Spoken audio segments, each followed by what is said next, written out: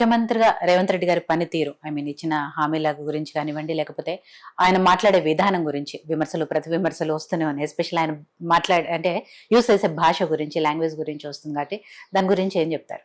అంటే ఒకటే, నేను ఒక రేవంత్ రెడ్డి గారని కాదు, ఎవరైనా కానీ ఒక స్థాయికి పోయినాక ఒక ముఖ్యమంత్రి అనేది ముఖ్యమంత్రి ఎవరికైనా కానీ ఏ పార్టీ నుంచి వచ్చినా పార్టీకి ఎలక్షన్లకు ముందు మనం ఏదనుకున్నాం, కానీ భాష అనేది ఎవరైనా యూజ్ చేసుకునే దాంట్లో కొద్దిగా అందరు గమనిస్తూ ఉంటారు.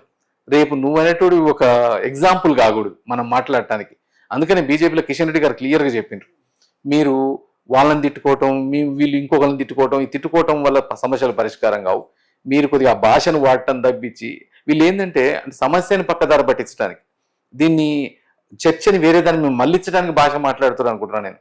ఎందుకంటే దీన్ని మర్చిపోయి దాని మీద 4 రోజులు, దాన్ని మర్చిపోయి ఇంకో దాని మీద 4 రోజులు, అంటే సమస్యను ఇంకో పక్కకు తిప్పడానికి భాషా ప్రయోగాలు కానీ ఈ జనాల కోసం పనికొచ్చేవి కావు. రైట్. సో కిషన్ రెడ్డి గారి గురించి వచ్చింది కాబట్టి ఇదే కిషన్ రెడ్డి గారి గురించి కూడా రేవంత్ రెడ్డి గారు చాలా కామెంట్స్ చేశారు. అంటే కేంద్రం నుంచి రావాల్సిన నిధుల్ని అసలు అడ్డుకుంటుందే కిషన్ రెడ్డి, తెలంగాణ రాష్ట్రానికి సైంధవుళ్లాగా మారాడు, నాకు చిన్న వయసులోనే ముఖ్యమంత్రి పదవి వచ్చిందని ఆయన కుళ్ళుకుంటున్నారు, ఇవన్నీ కూడా మాట్లాడారు. నిజంగా కిషన్ రెడ్డి గారికి అలాంటివి ఏమైనా ఉన్నాయా? అంటే ఇప్పుడు కిషన్ రెడ్డి గారు అనేటోళ్ళు ఒక ఎగ్జాంపుల్. ఎందుకంటే చిన్న పార్టీలో చిన్న వర్కర్ స్థాయి నుంచి ఈరోజు కేంద్ర మంత్రి స్థాయి దాకా ఎదిగినాడు. నువ్వు కేంద్రంలో ఈరోజు బలమైన శాఖకు మంత్రి, రెండోసారి కేంద్ర మంత్రి, నిన్ను గుల్లుకునే అవకాశం ఏముంటుంది? ఇంకొకటి, బీజేపీ అనేది ఏ స్టేట్ అయినా నువ్వు పనిచేసే స్టేట్స్కి ఎంతకంటే అంతకు హెల్ప్ చేసుకుంటూ వస్తూనే ఉన్నారు. అలువిగానే హామీలు ఇచ్చి మీరు చేయలేని పనులని చేసి మేము చేతులు ఎత్తేసి మీరు ఇవ్వండి డబ్బులు అంటే ఇచ్చే పరిస్థితి ఎలా? దేశం అంటే ఒక్క తెలంగాణనో ఒక్క ఆంధ్రో కాదు. అంటే మనం సరే మన రాష్ట్రానికి మనకు ముఖ్యం కావాలనుకుంటాం, కానీ ఇది మన దేశంలో భాగం కదా. జాతీయవాదం కావాలి. ఫస్ట్ ఆఫ్ ఆల్ పుట్టినోడికి ప్రతి ఒక్కడికి దేశం మీద భక్తి ఉండాలి, దేశ ప్రేమ ఉండాలి. అంతేగాని నేను నా ఊరు బాగుండాలా, నా ప్రాంతం బాగుండాలని కాదు, అందరం బాగుండాలా, అందులో మనం ఉండాలి. అందుకే సబ్కా సాత్ సబ్కా వికాస్ అని చెప్పిందే ప్రధానమంత్రి గారు.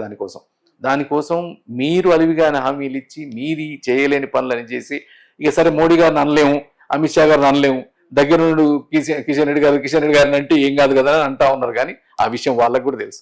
కానీ నిజంగానే కేంద్రం నుంచి నిధులు రావట్లేదా? ఇన్నిసార్లు రేవంత్ రెడ్డి గారు 38 ఏమో ఢిల్లీ వెళ్ళారు, ప్రతిసారి ప్రధానిని కలుస్తున్నారు, రావాల్సిన వాటి గురించి అడుగుతున్నారు, కానీ కేంద్రం మాత్రం ఇస్తలేదు. అంటే అసలు నీకున్న కెపాసిటీ ఇక్కడ లేదు, జీరో. నువ్వు ఢిల్లీకి ఎందుకు పోతున్నావు అందరికి తెలుసు. అందరూ ఇవాళ ఒక కిషన్ రెడ్డి గారు పోయినా, ఉత్తమ్ కుమార్ గారు పోయినా, బట్టి విక్రమార్క పోయినా ఎంతసేపు కుర్చీలాట గురించి పోతున్నారు, కానీ వాళ్ళు రాష్ట్రం గురించి పోతున్నారని నేను అనుకోవటం లేదు, రాష్ట్రం గురించి మాట్లాడుతున్నారని కూడా అనుకోవటం లేదు. ఎందుకంటే ఇవాళ చాలా రాష్ట్రాలు ఉన్నాయి, ఆ అపోజిషన్ ఉన్న రాష్ట్రాలు ఉన్నాయి. కేంద్రం ఏ స్థాయి వరకు ఇలాస్తో ఆ స్థాయి ఇస్తూనే ఉంటుంది. ఈరోజు మన దగ్గర మొన్న మీరు నిర్మలా సీతారామన్ గారి స్పీచ్ చూసే ఉంటారు పార్లమెంట్లో, తెలంగాణకి ఏమేం చేసినామని.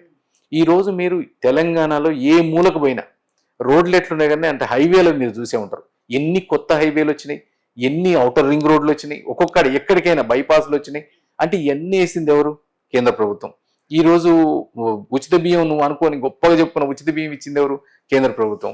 నీకు ఎన్ని రకాల స్కీములు ఈరోజు ముద్రా లోన్ల కానించి ఎక్కడికక్కడ డైరెక్ట్ రాష్ట్ర ప్రభుత్వం. నేను ఈవెన్ టీఆర్ఎస్లో ఉన్నప్పుడు కూడా ఎన్ఆర్జీఎస్ స్కీమ్ ఉండే. ఎన్ఆర్జీఎస్ కింద గ్రామ పంచాయతీలకి టాయిలెట్లు కట్టినా, పార్కులు కట్టినా, ట్రాక్టర్లు కొన్నా, శ్మశానాలు కట్టించినా, ఊర్లలో రోడ్లు వేసినా, ఎవ్రీథింగ్ ఎన్ఆర్జీఎస్. అంటే అది కేంద్ర ప్రభుత్వం నుంచి వచ్చే డైరెక్ట్ ఫండింగ్. అంటే ఇవన్నీ కూడా లెక్కలు చెప్పలేక, ఇప్పటిదాకా లెక్కలు చెప్పేటోళ్ళు లేక ఇవన్నీ చెప్పుకుంటే మేము ఇంకా ఏదో పోయి కేంద్రం మీద అపవాదం వేయటానికి తప్ప నిజంగా వీళ్ళు చేసే అంటే ఇక్కడున్న మన ఆర్థికాన్ని చెయ్యలేక ఇప్పుడు నువ్వు చేసిన పిచ్చి పనులకి, మీరు చేసిన పిచ్చి పనులకి ఇలా ఒక్కొక్కటి అన్ని అమ్మటాలు మొదలు పెట్టిండ్రు. అమ్మటాలు, పొలాల భూముల అమ్మటాలు, అమ్మిన వరకు ఆ సంవత్సరం 6 నెలలు బతికిద్దామని చేస్తా ఉన్నారు తప్ప ఫ్యూచర్ విజన్ లేకుండా పోయింది. ఆ విజన్ లేకుండా పోవటం వల్లనే రాష్ట్రం ఆగమైపోతా ఉంది. మీరు చెప్పిన ఇప్పుడు ఇవైతే బీజేపీ చేస్తున్నాయి, కేంద్ర ప్రభుత్వం నుంచి వస్తున్నాయని చెప్తున్నారు, హైవేలు కానివ్వండి, లేకపోతే సర్పంచుల నిధులు కానివ్వండి, టాయిలెట్స్, ఇవన్నీ కూడా అంటే మిగిలిన పార్టీలు వీటన్నిటి గురించి వచ్చినప్పుడు ఇవన్నీ ఇచ్చింది కదా కేంద్ర ప్రభుత్వం అని అడిగితే వాళ్ళు చెప్పే సమాధానం ఏంటి? ఇవన్నీ దేశవ్యాప్తంగా బీజేపీ అందరికీ ఇవ్వాల్సిన బాధ్యతగా తెలంగాణకు కూడా ఇస్తుంది, కానీ స్పెషల్ గా తెలంగాణకి ఏమి ఇస్తుంది అని కదా వాళ్ళు అడుగుతున్నారు. ఇప్పుడు నేను ఇందాక అందుకే చెప్పిన, మనకి దేశం మీద ప్రేమ ఉండాలా. మనం కొన్ని రాష్ట్రాలకు పోతే ఇవాళ తెలంగాణలోని గొప్పగున్నాం చాలా వరకు. ఇవాళ అదే కొన్ని రాష్ట్రాలు ఇప్పుడిప్పుడే డెవలప్ అవుతున్న రాష్ట్రాలు, అదే యూపీలో కానీ బీహార్లో కానీ నీకు నార్త్ ఈస్టర్న్లో కానీ కొన్ని ప్లేస్లకు పోతే ఇది మన దేశంలో ఇంకా ఇంత ఉన్నదాని. ఈ గత 10 సంవత్సరాల నుంచి మోడీ గారు రాకముందు దాదాపు 30-40% విలేజెస్కి కరెంటు లేని విలేజెస్ ఉన్నాయి. కానీ ఇవాళ అన్నిటినీ ఎలక్ట్రిఫికేషన్ చేసిండ్రు. దాంతోపాటు ఇంతకుముందు ఇంత అభివృద్ధి చెందిన దేశాలు ఇంత అంటే ఇన్ని సంవత్సరాల తర్వాత కూడా టాయిలెట్లు లేని విలేజ్లు ఎన్ని ఉన్నాయి, టాయిలెట్లు లేని ఇళ్ళు ఉన్నాయి. వాటన్నిటికీ ఈరోజు టాయిలెట్ల కోసం డైరెక్ట్ ఫండ్స్ తీసుకుంటూ వస్తూ ఉన్నారు. అంటే ఇది మనం ఒక్కళ్ళని చుట్టాం కాదు కదా. ఇలా లేనోడికి లేనట్టు పని చేసుకుంటూ రావాలా, నీకు ఇచ్చేది నీకు ఇచ్చుకుంటూ ఉండాలా. ఉన్నదాన్ని గొప్పగా ఉన్నదాన్ని మొత్తం ఖరాబ్ చేసి ఉన్నదాన్ని అప్పుల కుప్పగా మార్చి ఈరోజు చెప్తా ఉన్నారు ఇప్పుడు అప్పులు అని. మీరేం చేస్తా ఉన్నారు? ఈ సంవత్సరంన్నర కాలంలో దాదాపు 1,50,000 కోట్లు అప్పు తీసుకొని వచ్చిండ్రు. వారానికి 2,000 కోట్లు మినిమం తీసుకొని వస్తా ఉన్నారు. ఏడు నుంచి పెడితే ఆ నుంచి అప్పులు కొంచుకొస్తా ఉన్నారు. ఎంతసేపు వాళ్ళ మీద వీళ్ళ మీద వేసి నడవటం తప్ప. నిధులు ఇస్తే అప్పులు చేసే పని ఉండదు. అదే అంటున్నా నేను.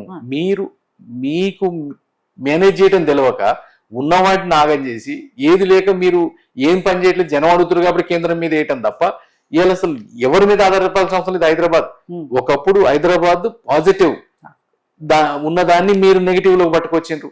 ఈ రోజు అన్ని ఒకదానికోటి మేనేజ్మెంట్ తెలియకుండా చేస్తా ఉన్నారు మీరు.